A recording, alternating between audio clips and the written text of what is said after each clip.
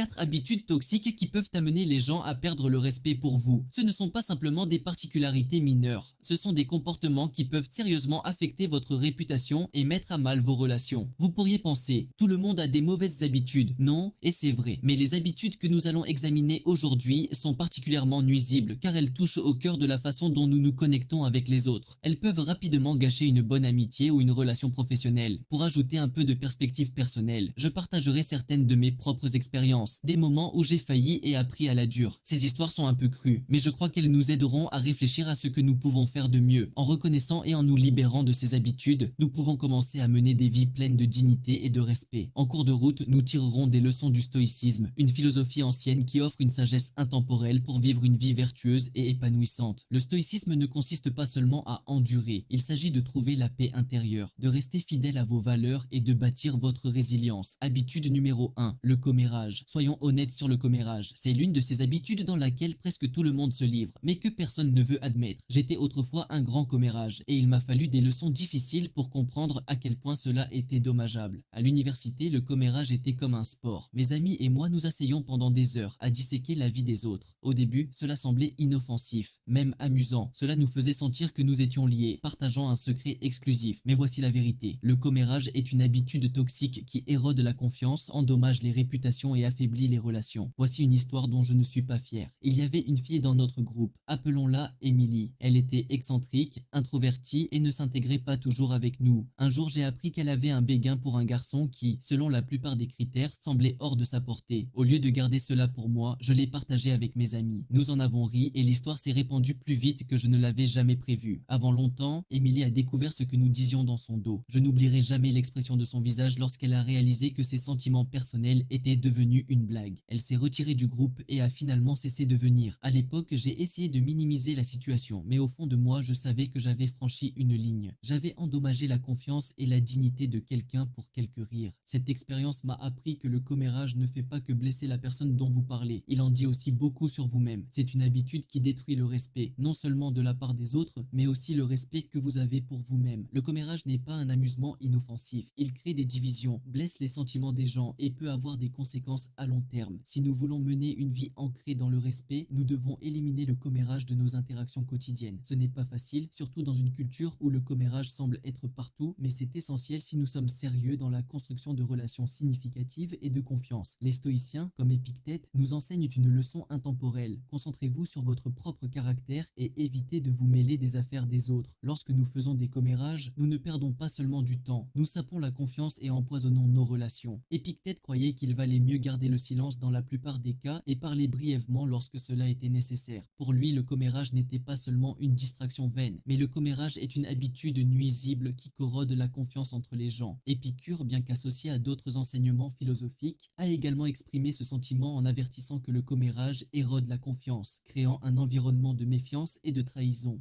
J'ai appris cette leçon à mes dépens. Un incident qui m'a vraiment marqué s'est produit lors de mon premier emploi. Il y avait un collègue, John, qui était diligent mais réservé. Par le biais des rumeurs de bureau, j'ai découvert que John avait un problème de santé grave. Au lieu de respecter sa vie privée, j'ai partagé cette information avec quelques collègues, pensant que c'était inoffensif et que cela susciterait une conversation intéressante. Bien sûr, John a découvert ce que j'avais dit. Il n'a pas réagi avec colère, mais m'a confronté avec déception. Il m'a dit qu'il avait confiance en moi, pensant que je serais discret. Ce moment a changé notre relation professionnelle pour toujours. J'avais endommagé cette confiance et c'était entièrement de ma faute. Ce que j'ai réalisé à partir de cette expérience est ceci: respecter la vie privée des autres, peu importe à quel point le détail peut sembler insignifiant. Chacun a ses luttes, ses vulnérabilités, et lorsque nous faisons de la vie personnelle de quelqu'un un sujet de conversation, nous ne le respectons pas seulement, mais nous révélons aussi un manque d'intégrité de notre part. Les stoïciens croyaient en des conversations constructives qui élèvent les autres, plutôt que de les rabaisser. Au lieu de céder au commérage, concentrez-vous sur la promotion d'un dialogue positif. Si quelqu'un est prêt à vous faire des commérages, il est tout aussi susceptible de parler de vous dans votre dos. La confiance est fragile et une fois brisée, il est difficile de la reconstruire. Habitude numéro 2, être peu fiable. La fiabilité est la colonne vertébrale de toute relation, que ce soit avec des amis, de la famille ou des collègues. Si les gens ne peuvent pas vous faire confiance pour respecter vos engagements, ils perdent rapidement le respect pour vous. Dans la vingtaine, j'ai eu du mal avec cela. Parmi mes amis, j'étais connu comme le flou, la personne qui faisait des projets et annulait à la dernière minute, ou pire, pire, ne se montrer tout simplement pas. Je minimisais toujours la situation, pensant que la vie est chargée et qu'il comprendrait sûrement. Mais un incident m'a fait réaliser à quel point mon irréliabilité blessait les gens autour de moi. Ma proche amie, Sarah, avait planifié sa fête d'anniversaire pendant des semaines. Elle avait mis le paquet et je lui avais promis que je serais là. Mais le jour de la fête, je me suis laissé distraire par autre chose et j'ai décidé de ne pas y aller. Je n'ai même pas pris la peine de la prévenir jusqu'à des heures après le début de l'événement. Quand j'ai enfin appelé, j'ai pu entendre la déception dans sa voix. Elle n'a pas dit grand-chose, mais son silence en disait long. Je l'avais déçue. Notre amitié n'a jamais été la même après ça. Elle a cessé de m'inviter à des événements et nous nous sommes lentement éloignés. J'ai appris une leçon difficile. Être peu fiable, ce n'est pas seulement rater un événement, c'est dire aux gens qu'ils ne peuvent pas compter sur vous. Il en va de même dans un cadre professionnel. Au début de ma carrière, j'avais l'habitude de trop m'engager et de ne pas livrer. Je prenais des projets et ratais ensuite les délais, souvent sans prévenir. Je pensais pouvoir arranger les choses avec du charme et des excuses, mais lors d'un entretien de performance, mon patron m'a dit franchement, votre travail est bon lorsque vous le faites vraiment, mais votre manque de fiabilité est un problème sérieux. Les gens ne savent pas s'ils peuvent compter sur vous. Cela a été un rude réveil. La fiabilité ne consiste pas seulement à être présent, c'est aussi une question de cohérence et d'intégrité. Lorsque vous vous engagez à faire quelque chose, vous mettez votre réputation en jeu. Chaque fois que vous fléchissez, vous érodez la confiance que les autres ont en vous. Alors, comment pouvons-nous remédier à cette habitude? Habitude numéro 3, interrompre les autres. Cette habitude est plus courante qu'on ne le pense, mais elle constitue un signe important de manque de respect. Interrompre constamment les autres envoie le message que ce que vous avez à dire est plus important que leur contribution. Ce comportement ne frustre pas seulement les gens, mais les fait également se sentir sous-évalués et ignorés. J'étais moi-même un interrupteur chronique, pensant à tort que cela reflétait de l'enthousiasme et de l'intelligence. En réalité, cela démontrait un manque de respect et de patience. Une expérience qui m'a vraiment fait prendre conscience de ce problème s'est produite au début de ma carrière. Je faisais partie d'une équipe qui tenait des séances de brainstorming hebdomadaires. Désireux d'impressionner, je sautais fréquemment dans la conversation avec mes idées, coupant souvent les gens en pleine phrase. Je pensais être proactif, mais mes collègues avaient une autre opinion. Lors d'une réunion particulièrement intense, ma responsable a interrompu la discussion pour s'adresser directement à moi. Tu dois laisser les gens terminer leurs pensées, a-t-elle dit franchement. Tu n'écoutes pas, tu attends juste ton tour pour parler. J'étais gêné, mais la leçon ne s'est pas arrêtée là. Après la réunion, un collègue m'a pris à part et m'a dit: te rends-tu compte à quel point tu es dédaigneux? On dirait que tu penses que tes idées sont les seules qui comptent. Cela m'a beaucoup touché. Cette expérience m'a fait comprendre l'importance de l'écoute active. Respecter les contributions des autres favorise un environnement collaboratif où chacun se sent valorisé. Au lieu de vous précipiter, prenez un moment pour faire une pause et laissez les autres terminer leurs pensées. En agissant ainsi, vous montrez non seulement du respect, mais vous créez également un espace pour des conversations plus significatives et productives. Être peu fiable envoie un message clair. Votre parole n'a pas beaucoup de valeur. Cela érode la confiance, endommage les relations et peut fermer des portes dans votre vie personnelle et professionnelle. Si vous dites que vous ferez quelque chose, tenez parole. Si vous promettez d'être quelque part, montrez-vous. La fiabilité consiste à respecter le temps, l'effort et la confiance des autres en vous. En fin de compte, votre réputation est construite sur les promesses que vous tenez. Je ne me voyais pas comme quelqu'un de dédaigneux, mais clairement, c'était ainsi que j'étais perçu. Interrompre les autres est plus qu'une simple impolitesse. Cela reflète un manque de maîtrise de soi et de respect. Les stoïciens valorisaient l'écoute et la compréhension plutôt que le discours. Sénèque nous conseille d'être patient et attentionné dans nos conversations. Je me souviens d'un autre incident avec précision. J'étais avec des amis dans un bar et l'un d'eux partageait une histoire très personnelle sur ses luttes contre l'anxiété. À mi-parcours, j'ai interrompu avec ma propre expérience, pensant que cela l'aiderait à se sentir compris. Au lieu de cela, il m'a regardé et a dit: puis-je finir? L'ambiance a instantanément changé. Ce que je pensais être de l'empathie était perçu comme une tentative de voler son moment. Cette nuit-là, j'ai réalisé quelque chose de crucial. Écouter est plus qu'entendre des mots. C'est être présent et permettre aux autres de s'exprimer pleinement. En interrompant, je sapais ce processus et le rendais centré sur moi plutôt que sur eux. Pour briser cette habitude, pratiquez l'écoute active. Lorsque quelqu'un parle, écoutez vraiment. Ne vous contentez pas d'attendre votre tour pour parler. Donnez-leur l'espace pour exprimer complètement leurs pensées avant de répondre. Cette pratique simple mais puissante montre du respect et aide à établir des connexions plus solides. Rappelez-vous, interrompre signale que vous pensez que vos mots sont plus importants que les leurs. Il s'agit de valoriser les contributions des autres et de favoriser un environnement de respect mutuel. La prochaine fois que vous serez en conversation, mettez-vous au défi d'écouter véritablement. Vous pourriez être surpris de voir à quel point vous en apprendrez davantage et à quel point vous gagnerez en respect.